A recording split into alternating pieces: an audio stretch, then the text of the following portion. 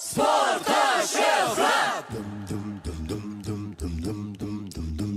Qarashsın vatanın şöhreti bilen Türkmenistan toydan toya beslenyen Ertirine anamlı her bir gözler Aziyadan görmege köylesin yer. Sporta şöhret. Sport bilen, anamlı yol bilen Gönlümüz öne batlan yar Çolib olsun edilen kadamlar Türkmeniyle birbiri kutlayar. Sport bilin, önemli yol bilin. Türkmenlerimiz öne batlan yar. Şolib olsun edilen kadınlar.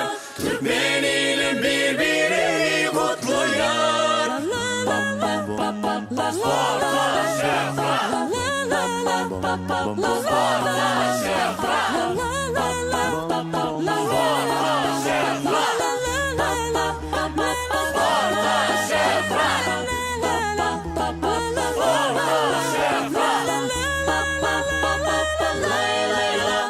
Arkadağın yolu sağdılık yolu Yeniş sağdı yanlansın bu vatana Kıvançtan dolayı bolar her yürekler Aziyadanın alovunu yakana.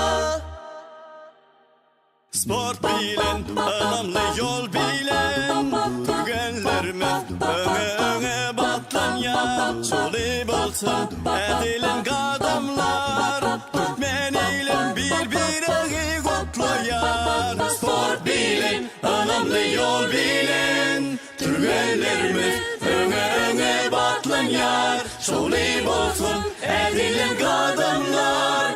Türkmeniyle birbiri kutlayar. Sport bilin, önemli yol bilin. Türkmenlerimiz öne batlan yar. Şolib olsun edilen kadınlar. Türkmeniyle